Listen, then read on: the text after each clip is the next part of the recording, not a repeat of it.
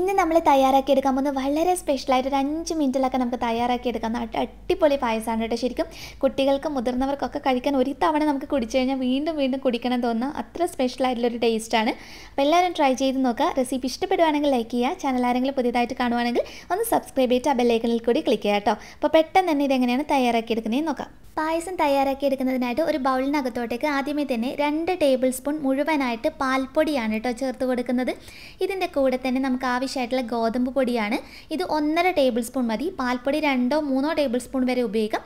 ഗോതമ്പ് പൊടിയുടെ അളവ് ഒരിക്കലും കൂടി പോകരുത്. 1.5 ടേബിൾ സ്പൂൺ തന്നെ ധാരാളമാണ്. ഇനി ഇതിനകത്തോട്ടേക്ക് നമ്മൾ പാൽ ഒഴിച്ചു കൊടുക്കാം. അപ്പോൾ ഗോതമ്പ് പൊടി നമ്മൾ പച്ചമണം മാറാൻ ചൂടാക്കി കൊടുക്കും, അങ്ങനെ ഒന്നും തന്നെ വേണ്ട. ഈ പാൽപ്പൊടിയായിട്ടൊന്ന് ചേർത്ത് കുറച്ച് പാൽ ഒഴിച്ചു കൊടുത്തിട്ട് നന്നായിട്ടൊന്ന് മിക്സ് ചെയ്തെടുത്താൽ മാത്രം മതി കേട്ടോ. നല്ലതുപോലെ ഒന്ന് യോജിപ്പിച്ചെടുക്കുക. ഒട്ടും കട്ടയൊന്നും ഇല്ലാത്ത രീതിയിൽ ഒന്നങ്ങ് യോജിപ്പിച്ചെടുത്താൽ മതി. അപ്പോൾ ഇത് നല്ല പാകത്തിന് ഇവിടെ തയ്യാറായിട്ടുണ്ട്. ഇനി പായസം നമുക്ക് തയ്യാറാക്കിയെടുക്കാം. അപ്പോൾ ഒരു പാത്രത്തിനകത്തോട്ടേക്ക് ഞാനിപ്പോൾ 1/2 ലിറ്റർ പാലാണ് ഒഴിച്ചു കൊടുക്കുന്നത്. ഫുൾ ക്രീമായിട്ടുള്ള പാൽ വേണം ചേർത്ത് കൊടുക്കാൻ. പാലിനകത്ത് നമ്മൾ വെള്ളമൊന്നും ചേർത്ത് മിക്സ് ചെയ്ത് കഴിഞ്ഞാൽ ആ ഒരു ടേസ്റ്റ് കിട്ടില്ല കേട്ടോ. അപ്പോൾ ഫുൾ ക്രീമായിട്ടുള്ള പാൽ തന്നെ എടുക്കാൻ വേണ്ടിയിട്ട് നോക്കുക. പാൽ നന്നായിട്ട് തിളപ്പിച്ചെടുക്കാം. നല്ല ഹൈ ഫ്ലെയിമിലിട്ടിട്ടാണ് ഞാനിപ്പോൾ തിളപ്പിച്ചെടുത്തിട്ടുള്ളത്. തിള വന്ന് കഴിഞ്ഞ് കഴിഞ്ഞാൽ പാടെ നമ്മളൊന്ന് ഫ്ലെയിം കുറക്കുക. ജസ്റ്റ് ഒന്ന് ഫ്ലെയിം കുറച്ചിട്ട് ഇതിനകത്തോട്ടേക്ക് നമ്മൾ നേരത്തെ തയ്യാറാക്കി വെച്ചിട്ടുള്ള ഒരു മിക്സ് ഉണ്ടല്ലോ, ഗോതമ്പ് പൊടിയും പാൽപ്പൊടിയൊക്കെ കൂടിയുള്ള ആ ഒരു മിക്സ് ചേർത്ത് കൊടുത്തിട്ട് ആദ്യത്തെ 1 മിനിറ്റ് നമ്മൾ ലോ ഫ്ലെയിമിലിട്ടിട്ട് ഒന്ന് മിക്സ് ചെയ്ത് കൊടുക്കണം. ജസ്റ്റ് 1 മിനിറ്റ് മാത്രം അങ്ങനെ ലോ ഫ്ലെയിമിലിട്ട് ചെയ്തെടുത്താൽ മതി. ഒന്ന് പെട്ടെന്ന് നമ്മൾ നന്നായിട്ടൊന്ന് മിക്സ് ചെയ്ത് കൊടുക്കുക. അപ്പോൾ ഈ ഒരു കൂട്ടത്തിൽ തന്നെ നമുക്ക് ഇതിലോട്ടേക്കുള്ള മധുരം ചേർത്ത് കൊടുക്കാം. അപ്പോൾ പഞ്ചസാര ഞാനിപ്പോൾ 6 ടേബിൾ സ്പൂൺ പഞ്ചസാരയാണ് ഈ ഒരു കണക്കിന് ചേർത്തിട്ടുള്ളത്. അത് ഓരോരുത്തരുടെയും മധുരത്തിനനുസരിച്ച് അഡ്ജസ്റ്റ് ചെയ്ത് ചേർത്ത് കൊടുക്കുക. ഇതിപ്പോൾ അത്യാവശ്യം നല്ല മധുരമുണ്ട് കേട്ടോ, ഒരു 6 ടേബിൾ സ്പൂണൊക്കെ ചേർത്ത് കൊടുക്കുമ്പോൾ. അപ്പോൾ നന്നായിട്ടൊന്ന് മിക്സ് ചെയ്ത് കൊടുക്കുക. ഇനി ഞാൻ ഫ്ലെയിം കൂട്ടി വെച്ചിട്ടാണുള്ളത്. ഇപ്പം ഞാനൊരു ഹൈ ഫ്ലെയിമിലിട്ടിട്ടാണ് ചെയ്യുന്നത്. ഹൈ ഫ്ലെയിമിലിട്ട് ചെയ്യുമ്പോഴത്തേക്കും പെട്ടെന്ന് തന്നെ പാലിങ്ങനെ വറ്റി വരാൻ തുടങ്ങും. അപ്പോൾ പാലിൻ്റെ സൈഡിൽ നിന്നൊക്കെ നമ്മൾ ആ ഒരു ക്രീം ഇങ്ങനെ വരുമല്ലോ, അതൊക്കെ നമ്മൾ തവി വെച്ചിട്ട് ഈ ഒരു മിക്സിനകത്തോട്ട് ഇങ്ങനെ ചേർത്ത് കൊടുത്തുകൊണ്ടേയിരിക്കാം. ഇനി ഒരു 4 മിനിറ്റ് നമ്മളൊന്ന് കുക്ക് ചെയ്തെടുത്താൽ മതി. ഒരു 3-4 മിനിറ്റ് എടുക്കുമ്പോഴത്തേക്ക് തന്നെ ഇതിങ്ങനെ തിക്കായിട്ട് വരും. ഗോതമ്പ് പൊടിയും പാൽപ്പൊടിയും ഉള്ളതുകൊണ്ട് ഇതിന് ശരിക്കും ഒരു പേടയുടെയൊക്കെ ആ ഒരു നല്ലൊരു ടേസ്റ്റാണ് ഉണ്ടാകുക. നമ്മൾ പേട കഴിക്കാൻ ഇഷ്ടമുള്ളവർക്ക് തീർച്ചയായിട്ടും ഇഷ്ടമാവും കേട്ടോ. ആ ഒരു ഫ്ലേവറാണ്. അപ്പോൾ ഈ പാലിൻ്റെ ആ ഒരു ക്രീം നിങ്ങൾ എന്തായാലും ഇതിനകത്തോട്ടേക്ക് ഈ പാൽപ്പാടയും ആ ഒരു ക്രീമൊക്കെ ഇതിനകത്തോട്ടേക്ക് ഒന്ന് മിക്സ് ചെയ്ത് കൊടുക്കുക. എന്നിട്ട് ഒരു 3 മിനിറ്റിന് ശേഷം ഇതിനകത്തോട്ടേക്ക് കുറച്ച് ഏലക്കപ്പൊടി, ഒരു 2 നുള്ള് ഉപ്പ് ചേർത്ത് കൊടുക്കുന്നുണ്ട്. അതുപോലെ തന്നെ 1 ടേബിൾ സ്പൂണോളം, 1 ടേബിൾ സ്പൂൺ മുഴുവനായിട്ട് തന്നെ നെയ്യ് ഒഴിച്ചു കൊടുക്കാം.